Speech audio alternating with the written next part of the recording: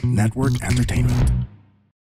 So siguro, anong tips mo, Stanley, para sa isang tao na siguro na discourage sila kasi 'di ba may mga companies naman talaga na medyo discriminatory or may certain preference.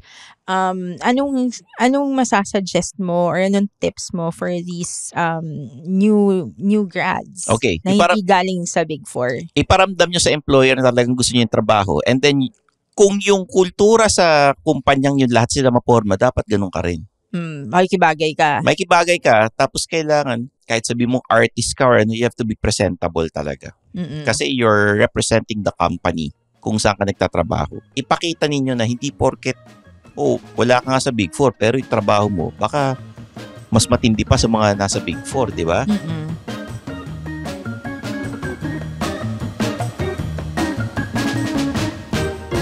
Mga Immortal, welcome to the Underpaid Podcast. I'm your host, Stanley Chi. This is the podcast where we talk about work-related topics in light manner na para nagkukwentuhan lang tayo sa pantry. With me right now is my co-host, Zar De Los Reyes here, our SP, ang inyong career coach. Hello, Zar. Hi, Stanley. We're going to talk about school discrimination pag naghahanap ng trabaho in this episode. Yeah. You're a college student sa undergrad. DLSU. Oo. Ako, UST, nasa Big Four. Oo. So, para mabilis, no? Pag yung mga ibang empleyado nag-a-apply, tapos nakita ng mga employers na, galing ganito kong school. Yung iba, nahihirapan maghanap ng trabaho. Iba, hindi tinatanggap. Although, studies show na mas maraming employers, they prefer people who graduate from PUP right now. Iniiwasan nila For certain industries. Iniiwasan nila yung UP, Ateneo, Lasal.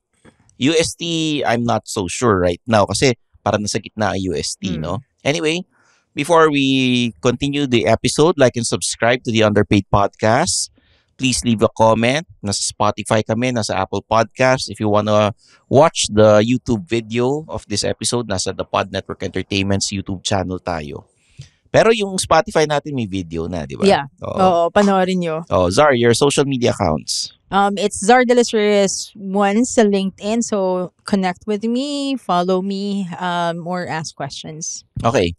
Stanley Chi on all social media platforms. Facebook, Instagram, TikTok, YouTube. May Suplado Motors din kami. Please subscribe. Yes. Kasi magiging active na ako sa Suplado Motors. Super Abangan nyo yan. active. Abangan nyo yan, no? Kasi ayoko lang magsalita. Pero Anyway. Suplado Motors, yun.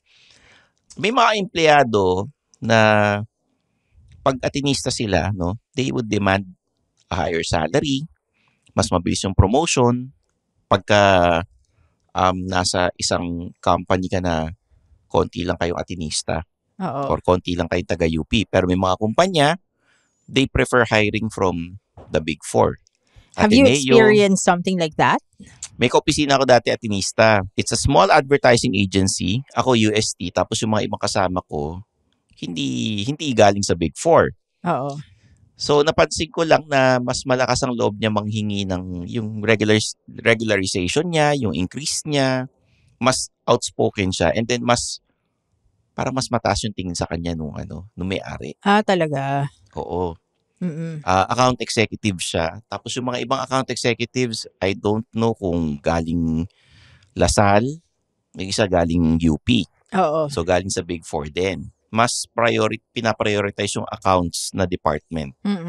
Kami noon sa art, kung ano lang sabihin ng accounts tsaka ng kliyente, sinusunod lang namin. Yeah. Dahil UST ako, nasa Big Four, yung mga kasama ko hindi, naramdaman ko may insecurity sila. Ayaw nila ako turuan dun. Uso nun dati, Photoshop eh. Ayaw ka nila turuan? Ayaw nilang turuan kung paano nila ginagawa yung sa Photoshop na mabilis sila magtrabaho. Yung commands, yung shortcuts sa keyboard. Hindi nila tinuturo sa akin. May tinanong ako, paano mo ginawa yung ganito, ganyan? Sasagot sa akin, secret. Ganun. Or sabihin, basahin mo na lang yung help. Pero sa tingin mo, dahil sa school mo yun? Kasi mas bata ako and fine arts graduate ako. Sila hindi. Commerce graduate. Okay. Yung mga hindi yata walang connection sa art. Oo. So, may bago kang kaopisina na fresh grad tapos galing sa UST na fine arts talaga. medyo sila, yung competitive. Oo, na-threaten sila. Oo, hindi ko naman sila papalitan. Huwag sila mag-alala. Ito yung mga taong Matagal then na to. they're in their 40s or mid-30s. Ako, I was 22, 23, ganon. Alam mo, may na-experience akong ganyan recently eh. Although, pabor sa akin kasi nakalagay doon sa job description niya, you have to be part of the Big Four. As in, nandun sa job description. Ano to ha? Remote job to from a US client. So, marketing agency rin siya. Although may part-time ako na marketing agency, hindi yun Ibang employer. So, nakalagay talaga doon, distinctly, you have to come from the Big Four. Okay, maraming red flags dun sa job description niya. Ako naman, trinay ko lang. O sige, gusto ko lang magka-experience. Paano kaya ma-interview ng ganitong klaseng employer? Na nagsasabi na, you have to be part of the Big Four. Kailangan you're top of your class. As in, nakalagay na kailangan you're at the top of your May class. nakalagay bang with pleasing personality? Wala. Tapos, dapat graduate ka, which I'm not. Pero trinay ko pa rin. Kasi, hello, ilang years naman ng recruiting. So, ano nangyari? So, recruiting experience ko, 15 years, di ba? So, interview. So, nalaman niya, okay, taga DLSU, at saka tinatanong niya, specifically. So, pero kung naging ako, top of the class, eto kailan na ako nag-DLSU? 1999. Ang weird na tanungin mo pa sa akin kung nag-top ako. Nag-top ako or ang weird na tinatanong mo pa sa akin yung educational history ko. Kasi, hello, no? Ang tagal-tagal ko nang nag-college. 1999 so, ano masabi? So, ngayon, nung nasa interview, nung sinabi ko hindi ako nag-graduate, nagalit siya. Oo, nagalit siya. Paano siya nagalit? Parang nainis siya na ini-interview niya ako. Filipino ba siya? Hindi, Amerikano. Tapos sabi niya sa akin, actually these I already hired junior recruiters and they're from DLSU and at the top of their class, gumanon pa siya. Tapos parang ako, okay, sinabi ko naman kung yung average ko. Sabi ko, syempre nakalimutan ko na. Sabi ko between 3 and 3.5, which is ang pinakamataas sa DLSU, diba, 4.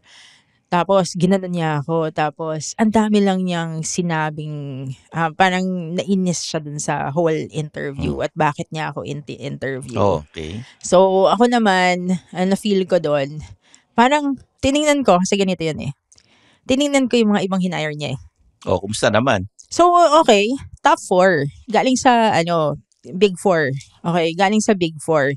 Pero ito yung thing. Nag-hire siya ng mga, galing theater arts.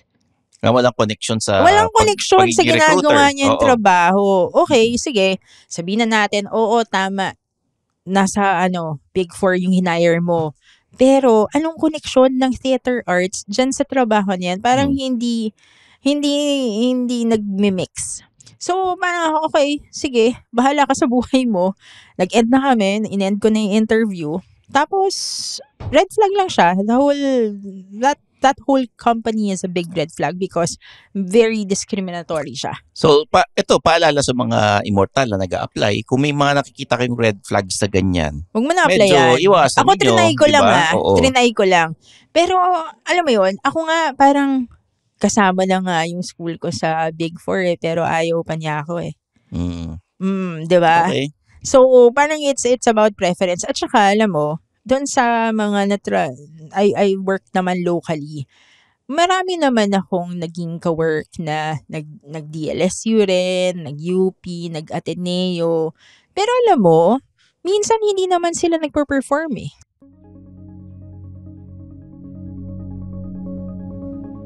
Hi, my name is RJ Ledesma. I wear many hats. I wish I had just as many heads. I'm a serial entrepreneur and I'm also an entrepreneur mentor.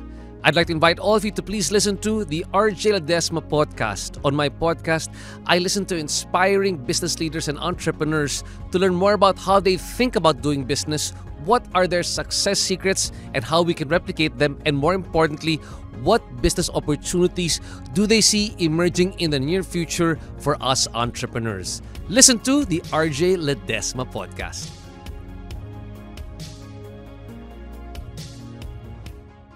Minsan kasi, wala naman sa eskwelahan yan. Oo. Nasa sa tao or nasa sa empleyado talaga yan kung meron ba siyang grit. Pursigido ba talaga sa trabaho? Mahal ba niyang ginagawa niya? Yeah. Hindi yung parang, ay, mayaman naman si Papa. Anytime, pwede ako mag-resign. Baka mamaya, kumuha kayo galing Big Four tapos biglang mag-awol. May kilala ako galing Big Four, Isang araw lang pumasok. Talaga? Nag-awol. Hindi man Oo. lang nagpaalam na maayos. Inisip ko, taga Big Four ka, dapat kung ayaw mo doon sa papasukan mo, umpisa pa lang, sabihin mo na. Kung ayaw mo after one day, edi magpaalam ka na maayos. Yeah. Talk to the HR, di ba? Hindi porket, minsan di porket nasa Big Four ka, yung pagiging matinong kausap, Oh, work ethics. nakukuha yung ethics. Ganun. Ano yan nasa sa tao talaga yan. Nasa upbringing mo yan kung paano ka pinalaki. Oo. Paano ka kinakausap sa bahay. So sana, maging maayos din tayong mga empleyado or immortal. Alam ko yung mga kaibigan natin dyan, maraming nakikinig sa atin galing sa Big Four. Di ko naman nila lahat na salbahe yung iba or ano. No? Siguro as you age, pag nag-mature kayo, mas magiging maayos kayo at marirealize nyo na, ay parang mali yung mga ginawa ko in the past, no? Ito lang pagmamalaki ko. I never did yung mag-aawol. Hindi ko ginawa yan. Oo. Kung aalis ako, sasabihin ko na maayos. And then I'll do yung 2 weeks notice. Hindi ako yung parang effective immediately, tapos di na ako papakita. Oo. Hindi ako ganun. Tapos yung mga exit interview, I actually look forward to the exit interviews It's just that minsan nagdadalawang isip ako kung magsasabi ba ako ng totoong nararamdaman ko pag nag-exit interview ako. Kasi ano pa rin yan alam mo makakarating dun sa dun sa immediate supervisor mo pag nagsabi ka ng totoo Oo. baka magkasamaan pa kayo ng loob. Alam mo naman tayo rito as a culture, nagtatanim yung mga iba nagdadamdam kagad. Yeah. Diba? So ako, napansin ko lang yan, yung pagiging part of the Big Four, paano siya naging edge. Napansin ko lang yan lately kasi may mga nagpo-post na yung mga kakagraduate lang. So nagpo-post sila sa TikTok, tapos nababasa ko yung comments. Nababasa ko talaga yung comments. Tapos yung mga nagpo-post kasi minsan taga Ateneo sila o naglasal sila o nag-UP sila. Tapos makikita mo dun sa mga comments, sana all galing sa Big Four. Ganon. Yung mga ganon mga klaseng comments. So siguro, anong tips mo, Stanley, para sa isang tao na siguro na discourage sila? Kasi, di ba, may mga companies naman talaga na medyo discriminatory or may certain preference. Anong masasuggest mo or anong tips mo for these new grads Okay. na hindi galing sa Big Four? Iparamdam nyo sa employer na talagang gusto nyo yung trabaho. And then, kung yung kultura sa kumpanyang yun, lahat sila maporma, dapat ganun ka rin. Makikibagay ka. Makikibagay ka, tapos kailangan, kahit sabi mong artist ka or you have to be presentable talaga. Kasi you're representing the company kung saan ka nagtatrabaho. Pag mukha kang basahan, pag mukha kang dugyot na hindi naliligo, talagang hindi ka tatanggapin, lalo na kung umaharap ka sa kliyente. You have to fix yourself din. Ipakita ninyo na hindi porket wala ka nga sa Big Four, pero yung trabaho mo, baka mas matindi pa sa mga nasa Big Four, di ba?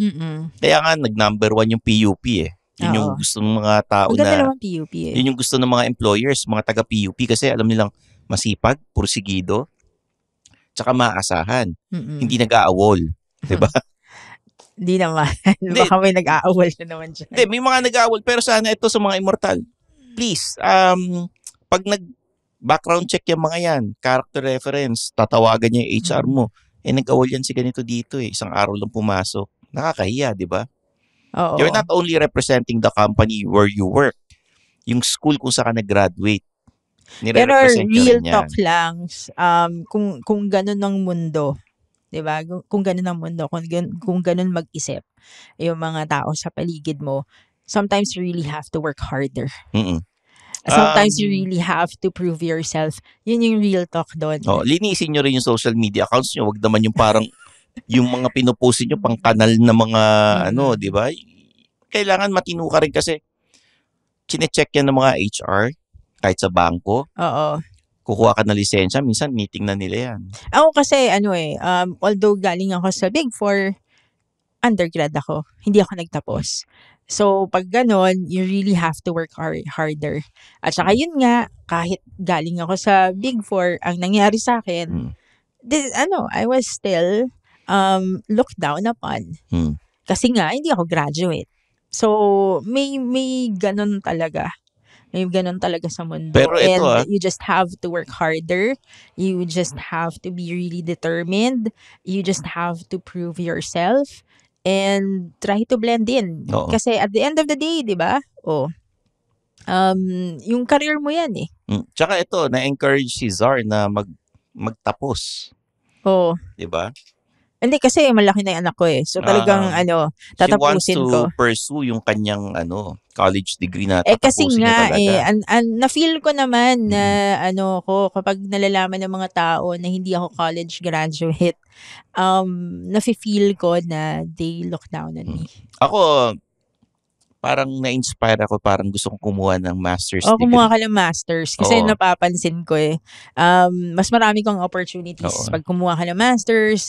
Even si Pia, yung sister ko, na-encourage ko rin na to take her master's na eh. Bakit ka nag-react ng ganyan? Pero yun nga, may mga ganun talaga and you just have to work with it. And you just have to be more determined, more hardworking. Eto, iniisip ko lang, pag nakapag-masters ako, baka pwede nila akong tawaging master. Ako kapag nakapag-graduate ako, alam mo, pag nakapag-graduate ako, babalikan ko yung employer na yun. Hindi, joke lang. Hindi. Wala na akong pakialam. Alam mo ba, in-unfollow ko siya sa LinkedIn na, bahala ka sa buhay mo, di ba? Hello, ang lit-lit ng company mo, tapos ganyan ka umasta. Ako, nag-unfollow rin ako, tsaka nag-unfriend ako ng mga tao sa Facebook eh. Nasasabi ko lang to na dahil naiinis ako sa kanya at kung anong mga pinagsasabi niya sa akin. So, move on na lang. And then, learned from that interview na kapag red flag, wag na kung ayaw mo masaktan emotionally, wag ka na magpa-interview. Pero nagpa-interview ako kasi gusto ko i-try. Ako, may tip ako para sa mga immortal dyan, yung mga maraming friends sa Facebook na hindi nyo naman kilala. Di ba araw-araw may naka-alert na it's so-and-so's birthday today. Yeah. Pag titignan ko sino yung mga birthday celebrant, titignan ko yung C-friendship. Yeah. Tsaka yung messages. Pag yung C-friendship wala, tapos yung message, hindi naman kayo nag-uusap, ina-unfriend ko. Ganon. Para at least mabawasan yung Facebook friends. Kasi kunyari, di ko naman kilala. Di ba? Tsaka kunyari, sa phone book, sa telepono, titingnan mo, mini-message ko ba tong hayop na to? Kilala ko ba siya? Pag hindi, binubura ko na. Wala lang.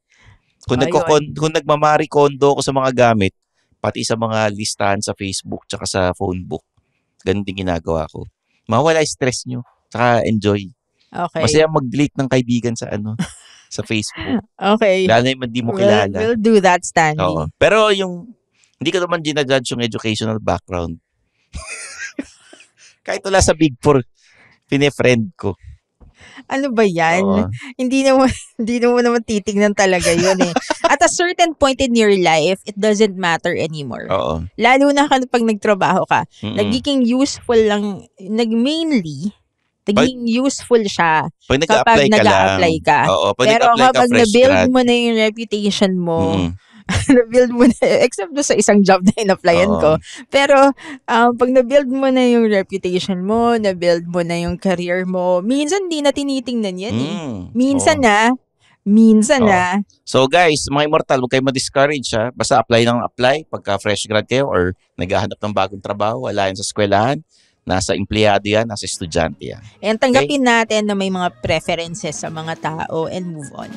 Okay, so there you have it for Zardos Reyes. I'm your host, Stanley Chi, and this is the Underpaid Podcast.